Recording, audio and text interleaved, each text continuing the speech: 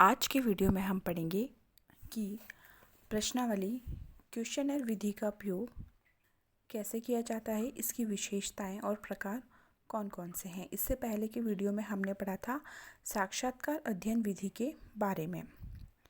किसी भी सर्वेक्षण, शोध और रिसर्च के लिए सामग्री और तथ्यों का संकलन बहुत ज़रूरी होता है। जब तक शोध विषय से संबंधित तथ्यों को निश्चित प्रविधियों को काम में लेते हुए एकत्रित नहीं किया जाएगा, तब तक रिसर्च के आधार पर कोई निष्कर्ष नहीं निकाले जा सकते और न ही किसी प्रकार के नियमों का प्रतिपादन हम कर सकते हैं। तथ्यों के संकलन शोध प्रक्रिया का एक महत्वपूर्ण चरण होता है, एक महत्वपूर्ण भाग होता है। जिस तरीके से ईंट, चूना, पत्थर, सीमेंट, बजरी, लकड़ी, लोहे के बिना हम किसी भवन का निर्माण नहीं कर सकते, ठीक उसी तरीके से तथ्यों या सामग्री के बिना हम रिसर्च कार्य को, शोध कार्य को संपन्न नहीं कर सकते हैं। किसी भी वैज्ञानिक निष्कर्ष तक पहुंचने या फिर सामान्यीकरण और सैद्धांतिकरण के लिए सूचनाएं प्राप्त करने, तथ्यों को एकत्रित करने, संख्यात्मक और गुणात्मक बातें मालूम करने के लिए ये बहुत ही आवश्यक होता है। यदि हम ये जानना चाहते हैं कि किसी क्षेत्र विशेष के बालकों में अपराधी प्रवृत्ति अधिक पाई जाती है बजाय किसी अन्य क्षेत्र के, तो ऐसी दशा में दोनों क्षेत्रों के बालकों का वहाँ की सामाजिक, आर्थिक, राजनैतिक, धार्मिक परिस्थितियों के संदर्भ में अध्ययन करना होगा। उन बच्चों की रहन सहन की स्थिति का अध्ययन करना होगा, आजीविका के साधनों का, बालकों के समाजीकरण की प्रक्रिया आदि के बारे में हम गहन जानकारी प्राप्त करनी होगी। इसी जानकारी या एकत्रित सूचनाओं, आंकड़ों के आधार पर शोध कार्य को हम आगे बढ़ा सकते हैं और उसके बाद हम कुछ निष्कर्ष भी निकाल सकते हैं और उसके बाद सामान्यीकरण भी किया जा सकता है। ये सभी सूचनाएं, आंकड़े, जानकारी को ही हम तथ्य, डाटा कहते हैं। रिसर्च के लिए काम में ले जाने वाले तथ्यों को अध्ययनकर्ता मनमाने ढंग से एकत्रित नहीं करता, बल्कि विभिन्न उपकरणों और प्रविधियों की सहायता से संकलित करता है। वैज्ञानिक शोध के लिए इन तथ्यों का विश्वसनीय होना भी बहुत ज़रूरी है और इसकी विश्वसनीयता को बनाए रखने के लिए शोधकर्ता वस्तुनिष्ठता के साथ तथ्यों को एकत्रित करता है। इससे स्पष्ट हो जाता है कि शोध या अनुसंधान के लिए हमें विश्वसनीय तथ्यों और सामग्री का ही उपयोग करना चाहिए या फिर इनका होना बहुत ज़रूरी है। इसके बारे में पीवी यंग ने तथ्य संकलन के प्राथमिक स्रोतों को दो भागों में विभाजित किया है। पहला है प्रत्यक्ष स्रोत, डायरेक्ट सोर्सेस, और दूसरा है अप्रत्यक्ष स्रोत, इनडायरेक्ट सोर्सेस। प्रत्यक्ष स्रोत में अवलोकन, अनुसूची और साक्षात्कार प्रविधियों की सहायता से सामग्री एकत्रित की जाती है। प्रत्यक्ष स्रोत में शोधकर्ता या अध्ययनकर्ता के द्वारा अध्ययन इकाइयों से सीधा संपर्क स्थापित किया जाता है, संपर्क किए बिना ही सामग्रियों का संकलन करता है। अप्रत्यक्ष प्राथमिक स्रोत में प्रश्नावली, रेडियो या टेलीविज़न, अपील, टेलीफोन, साक्षात्कार, प्रतिनिधि प्रविधियाँ प्रमुख है और यहाँ इन माध्यमों से सामग्री एकत्रित की जाती है। आज के वीडियो में हम पढ़ेंगे प्रश्नावली, जो कि तथ्य संकलन के एक प्राथमिक स्रोत के रूप में है। क्वेश्चनर, इसका उपयोग कैसे किया जाता है, इसका निर्माण कैसे किया जाते हैं और ये कितने टाइप्स की होती है। सोशल रिसर्च में प्राथमिक तथ्यों के संकलन के लिए आजकल प्रश्नावली विधि का प्रयोग दिन ब दिन बढ़ता जा रहा है और यह विधि अन्य विधियों की अपेक्षा बहुत सरल और सस्ती भी मानी जाती है।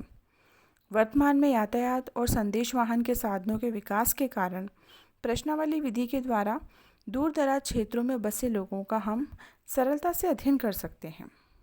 जब सूचनादाता शिक्षित हो, समग्र, विशाल और विस्तृत हो, तो इस विधि के द्वारा अध्ययन करना अधिक उपयोगी सिद्ध होता है।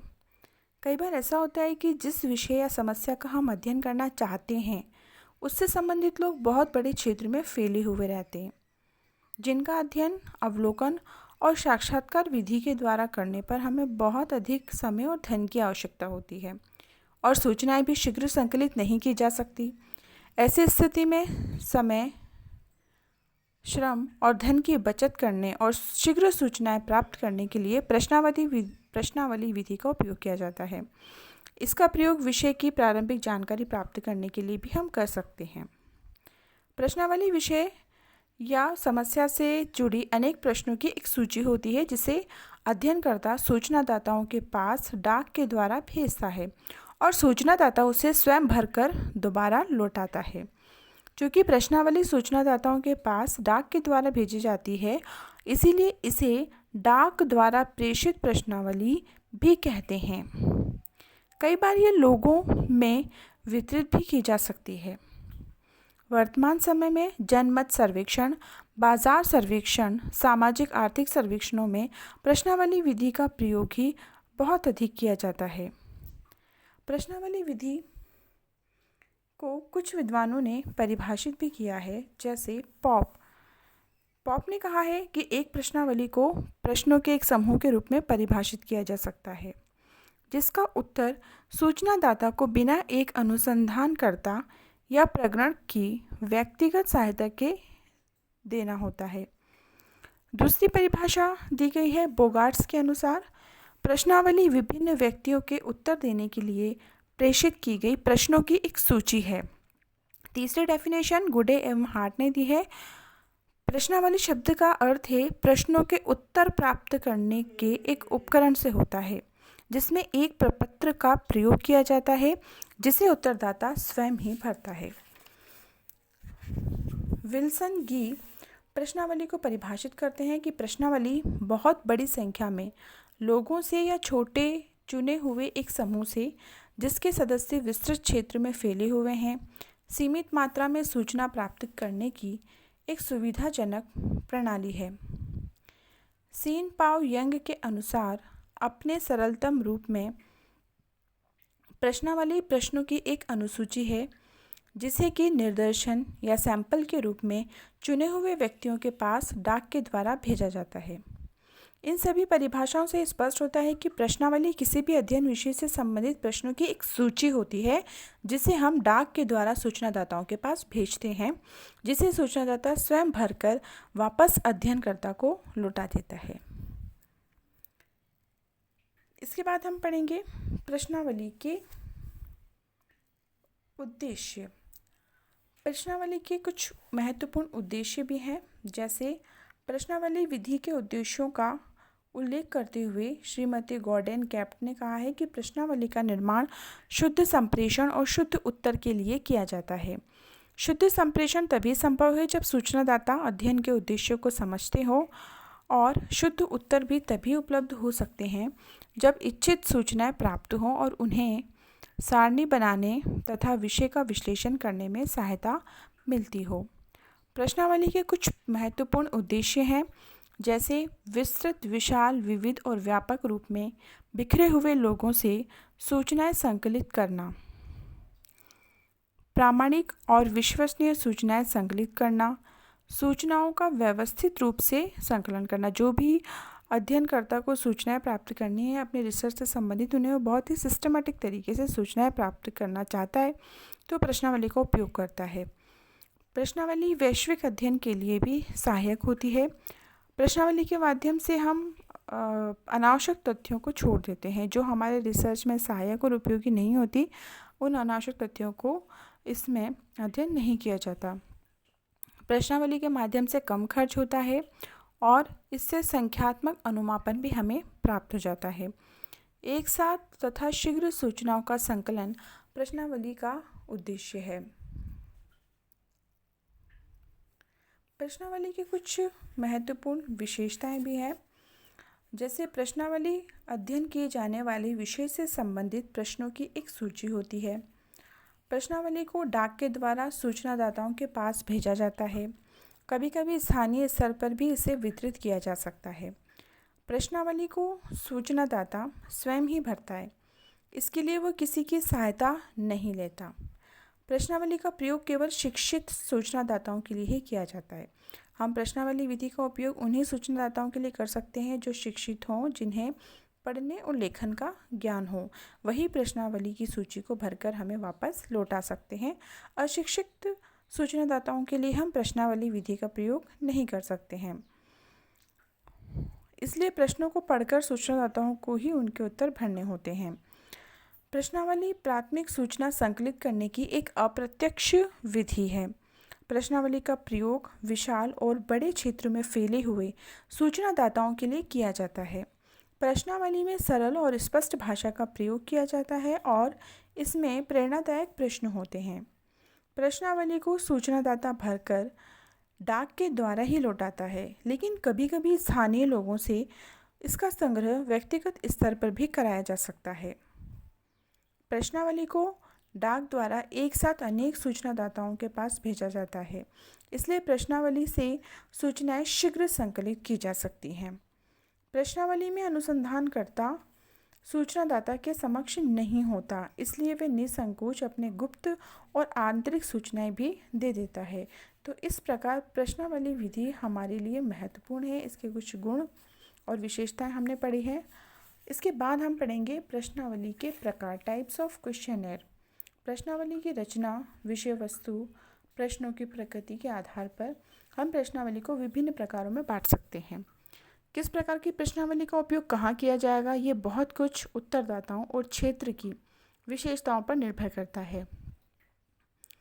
लुंडबर्ग ने 2 प्रकार की प्रश्नावलियों का उल्लेख किया है, तथ्य संबंधी और मनोवृत्ति संबंधी प्रश्नावली, और पीवी यंग ने प्रश्नों की प्रकृति के आधार पर तथ्य बंद प्रश्नावली और खुली प्रश्नावली बताई है, और प्रश्नावली की संरचना के आधार पर संरचित प्रश्नावली और असंरचित प्रश्नावली का उल्लेख किया है। इसके अतिरिक्त कुछ विद्वानों ने चित्रमय और मिश्रित प्रश्नावलियों का भी उल्लेख किया है। तो हम यहाँ पर प्रश्नावलियों के अलग अलग प्रकार पढ़ेंगे प्रश्नावली की प्रकृति निर्माण के आधार पर। इसमें सबसे पहला है मत और मनोवृत्ति संबंधी प्रश्नावली।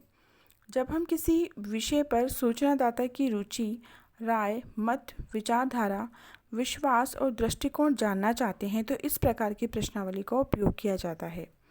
बाजार सर्वेक्षण, जनमत संग्रह, विज्ञापन और टेलीविज़न या रेडियो कार्यक्रमों के बारे में लोगों के विचार जानने के लिए इस प्रकार की प्रश्नावली का निर्माण या प्रयोग किया जाता है। इसके बाद अगला प्रकार है संरचित प्रश्नावली। इस प्रकार की प्रश्नावली का निर्माण अनुसंधान प्रारंभ करने से पहले ही कर लिया जाता है। इसमें प्रश्नों की भाषा, शब्द, वाक्य पहले से ही तय कर लिए जाते हैं, जिसमें अनुसंधानकर्ता और साक्षात्कारकर्ता को अनुसंधान के दौरान परिवर्तन करने की कोई छूट नहीं होती है। इसमें प्रश्नों का क्रम भी पूर्व निर्धारित होता है। इस प्रकार की प्रश्नावली का मुख्य उद्देश्य सुनिश्चित और समरूप उत्तर प्राप्त करना है। संरचित प्रश्नावली को परिभाषित किया है पीवी यंग ने, और वह कहते हैं कि संरचित प्रश्नावली वह होती है जिसमें कि निश्चित, ठोस और पूर्व निर्धारित प्रश्नों के अतिरिक्त ऐसे आवश्यक सीमित प्रश्न भी रहते हैं जो अपर्याप्त उत्तरों के स्पष्टीकरण करने या अधिक विस्तृत उत्तर प्राप्त करने के लिए आवश्यक हों। प्रश्नों का प्रकार चाहे प्रतिबंधित हो या अप्रतिबंधित। महत्वपूर्ण बात यहाँ पे यह है कि उन प्रश्नों को पहले से ही न कि साक्षात्कार के समय लिखित रूप में दे दिया जाता है। जब उत्तरदाता द्वारा दिए गए उत्तर अपर्याप्त, अस्पष्ट और अपूर्ण होते हैं तो साक्षात्कारकर्ता को अतिरिक्त प्रश्नों को पूछने की छूट दे दी जाती है। इस प्रकार की प्रश्नावली का उपयोग उन क्षेत्रों में किया जाता है जहां औपचारिक अन्वेषण का संचालन करना हो, उनके आधार पर उपकल्पना का निर्माण करना हो, प्राथमिक तथ्यों का संकलन करना हो, संकलित तथ्यों की पुनः परीक्षा करनी हो। अध्ययन क्षेत्र के विस्तृत होने पर भी इस प्रकार की प्रश्नावलियों का प्रयोग किया जाता है ताकि प्रश्नों के समान उत्तर प्राप्त किए जा सके। इस प्रकार की प्रश्नावलियों के द्वारा सामाजिक आर्थिक घटनाओं का अध्ययन किया जाता है। किसी विषय पर लोगों की राय जानने, प्रशासकीय नीति या परिवर्तन का अध्ययन करने, सामाजिक स्वास्थ्य जन कल्याण की योजना बनाने, लोगों के रहन सहन के दशाओं, उनकी आय व्यय आदि के बारे में सूचना एकत्रित करने के लिए भी संरचित प्रश्नावलियों का प्रयोग किया जाता है। नेक्स्ट टाइप है असंरचित प्रश्नावली। असंरचित प्रश्नावली में पहले से प्रश्नों का निर्माण नहीं किया जाता, बल्कि केवल उन विषयों और प्रसंगों का उल्लेख किया जाता है जिनके बारे में सूचनाएं संकलित करनी होती हैं। इस दृष्टि से असंरचित प्रश्नावली साक्षात्कार पथ प्रदर्शिका इंटरव्यू गाइड के समान ही होती है। इंटरव्यू गाइड जो कि हमने पहले की वीडियो में पढ़ा था। पीवीएन कहते हैं कि असंरचित प्रश्नावलियाँ प्राय साक्षात्कार पथ प्रदर्शिका के रूप में लक्षित होती है, मतलब इसकी विशेषता उसके समान ही होती है, जिनका उद्देश्य निश्चित विषय वस्तु क्षेत्रों को रखना और शुद्धता भी होता है, जिसके साक्षात्कार में सम्मिलित किए जाने की आवश्यकता होती है। साक्षात्कारकर्ता सीमाओं में रहते हुए आकार को व्यवस्थित करने और पूछताछ के समय के निर्धारित करने में स्वतंत्र रहता है। प्रश्नावली में साक्षात्कार नहीं होता है क्योंकि वह डाक के द्वारा भेजी जाती है और असंरचित प्रश्नावली अनुसूची का ही एक रूप होती है। इस प्रकार की प्रश्नावली का उपयोग मनोविश्लेषणात्मक साक्षात्कारों और अनौपचारिक या गहन अध्ययनों के लिए किया जाता है। असंरचित प्रश्नावली का प्रमुख गुण इसका लचीलापन है, या इसमें अनुसंधानकर्ता अनुसंधान के तरीकों में परिवर्तन कर सकता है। संरचित प्रश्नावली में उत्तरदाता उत्तर देने में बंधा होता है, जबकि असंरचित प्रश्नावली में उत्तरदाता खुलकर अपने को अभिव्यक्त करता है। सूचनादाता के विश्वासों, दृष्टिकोणों और विचारों को जानने के लिए इस प्रकार की प्रश्नावली अधिक उपयोगी होती है। अगला प्रकार है बंद, सीमित या प्रतिबंधित प्रश्नावली। इस प्रकार की प्रश्नावली में प्रश्नों के समान ही कुछ निश्चित वैकल्पिक उत्तर लिखे होते हैं और उत्तरदाता को इनमें से ही उत्तर छांटकर लिखने होते हैं। इस प्रकार ऐसी प्रश्नावली में प्रश्नों के उत्तर सीमित कर दिए जाते हैं। उत्तरदाता को स्वतंत्र राय देने की छूट नहीं होती और न ही उत्तर देने के लिए उन्हें अधिक सोचना पड़ता है, बल्कि उन्हें पूर्व में निर्धारित उत्तरों में से ही किसी एक उत्तर को चुनकर उसके आगे निशान लगाना होता है या उसे राइट करना होता है। इस प्रकार के प्रश्नावली का प्रयोग श्रेणीबद्ध सूचनाएं प्राप्त करने के लिए किया जाता है। इसके संबंध में सीन पाओ यंग कहते हैं कि प्रतिबंधित प्रश्नावली में पूछे गए प्रश्नों के मत के अनुसार उत्तर दिए जाते हैं। इस प्रकार की प्रश्नावली में उत्तर देने में सूचनादाता को सुविधा रहती है। उसे अधिकांशतः उत्तर हाँ या नहीं में देने होते हैं। उत्तर देने की जटिलता से वो मुक्त हो जाता है। ऐसी प्रश्नावलियों के भरकर लौट आने की संभावनाएं भी अधिक होती हैं। जैसे कि हम प्रश्न पूछते हैं कि प्रश्नावली में कि क्या आप अनुसूचित जाति के छात्र हैं, तो हम इसमें उत्तरदाता को 2 ऑप्शन दे देंगे, हाँ और नहीं। तो उत्तरदाता के लिए जो भी सही उत्तर होगा, हाँ या नहीं, उस पर वो राइट का निशान लगा देगा। तो इस तरीके से वह मुक्त होता है। हम उत्तरदाता से प्रश्न पूछते हैं कि क्या आप विधवा पुनर्विवाह के पक्ष में हैं, उसे 2 ऑप्शन देते हैं, हाँ ऑब्लिक नहीं। तो उसे जो भी उत्तर सही लगता है उस पर वो निशान लगा देता है। या फिर कुछ प्रश्न इस प्रकार के भी होते हैं, जैसे हमने उत्तरदाताओं से पूछा कि आपके अपने अध्यापकों से किस प्रकार के संबंध हैं। हम उसे 3 ऑप्शन दे देते हैं। ऑप्शन ए मधुर, बी सामान्य, सी तनावपूर्ण। तो वह मुक्त रूप से किसी भी ऑप्शन पर सही का निशान लगा सकता है, जिससे कि वह अनुभव करता है। तो इस प्रकार प्रश्नावली में सामग्री के वर्गीकरण में सुविधा रहती है। अगला प्रकार है खुली, असीमित या अप्रतिबंधित प्रश्नावली। इस प्रकार की प्रश्नावली में सूचनादाता को अपने विचारों को खुलकर प्रकट करने की स्वतंत्रता होती है। प्रश्नावली में प्रश्नों के संभावित उत्तर दिए हुए नहीं होते हैं। जैसे कि हमने बंद प्रश्नावली में सीमित उत्तर दिए थे, ऑप्शन दिए थे उन्हें यस, नो, या फिर हमने उन्हें ABCD इस प्रकार से उन्हें विकल्प दिए थे और उसी में उसे उत्तर देना था। लेकिन इसमें ऐसा नहीं होता है। इसमें सूचनादाता से अपेक्षा की जाती है कि वो अपनी इच्छा के अनुसार उत्तर दे। कई बार एक प्रश्न के कई संभावित उत्तर हो सकते हैं, जिन्हें प्राप्त करने के लिए ही ऐसे प्रश्नों का चयन किया जाता है। इन प्रश्नावलियों के प्रश्नों में काफ़ी लचीलापन पाया जाता है, जिनका उत्तर सूचनादाता अपने शब्दों में व्यक्त करता है। अप्रतिबंधित प्रश्नावलियों का प्रयोग व्यक्तिगत विचारों, भावनाओं, सुझावों आदि के ज्ञात करने, गहन अध्ययन करने और विषय से संबंधित प्रारंभिक सूचनाएं संकलित करने के लिए भी किया जाता है।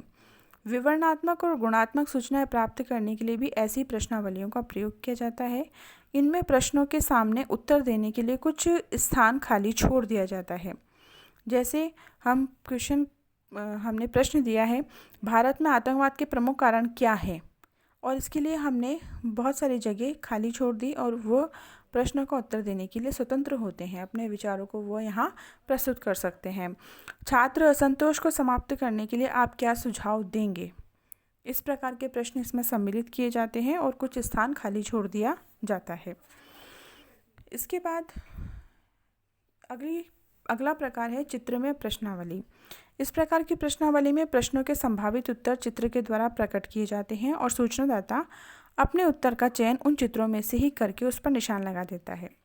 चित्रों के कारण प्रश्नावली बहुत रोचक, आकर्षक और इंटरेस्टिंग होती है, जिसके कारण सूचनादाता उत्तर लेने के लिए प्रेरित हो जाता है, उत्तर देने के लिए प्रेरित हो जाता है। क्योंकि आधुनिक युग में हर व्यक्ति अपने काम में व्यस्त है, उसके पास इतना समय नहीं है कि वो लंबे लंबे प्रश्नों के उत्तर दे सके। तो ऐसी स्थिति में सूचनादाताओं से कम समय और प्रयत्न से सरलतापूर्वक उत्तर प्राप्त करने के लिए चित्रमय प्रश्नावली का प्रयोग अधिक बढ़ता जा रहा है।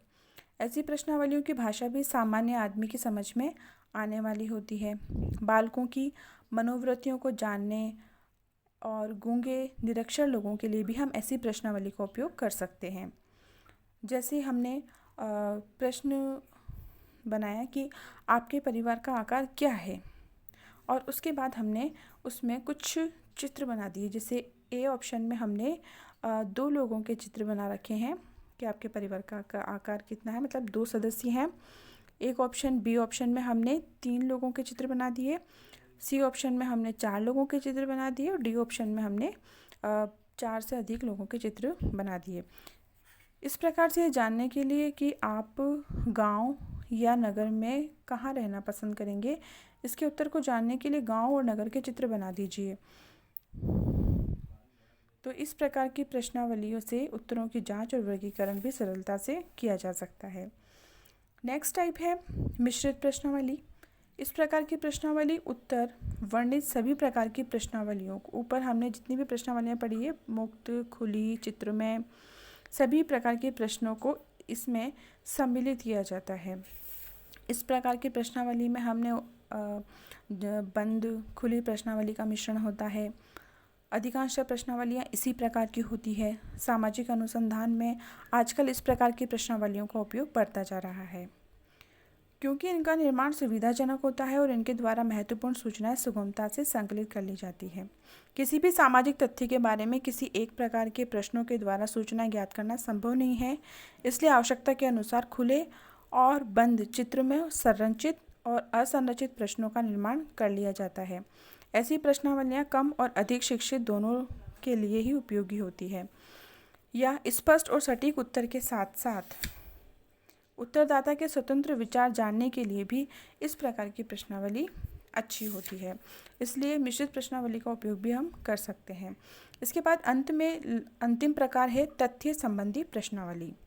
इस प्रश्नावली का प्रयोग किसी समूह की सामाजिक आर्थिक दशाओं से जुड़े तथ्यों का संग्रह करने के लिए किया जाता है।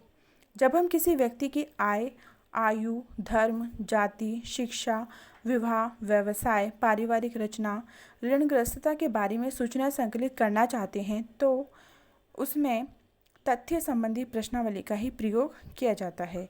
तो इस प्रकार से स्टूडेंट्स, हमने आज के वीडियो में पढ़ा कि प्रश्नावली किसे कहते हैं, इसकी महत्वपूर्ण विशेषताएं, उद्देश्य क्या क्या हैं, और प्रश्नावली के प्रमुख प्रकारों का भी हमने आज के वीडियो में अध्ययन किया है। जैसे तथ्य संबंधी प्रश्नावली, मत और मनोवृत्ति संबंधी प्रश्नावली, संरचित प्रश्नावली, असंरचित प्रश्नावली, बंद, सीमित या प्रतिबंधित प्रश्नावली, खुली, असीमित या अप्रतिबंधित प्रश्नावली, मिश्रित प्रश्नावली और चित्रमय प्रश्नावली।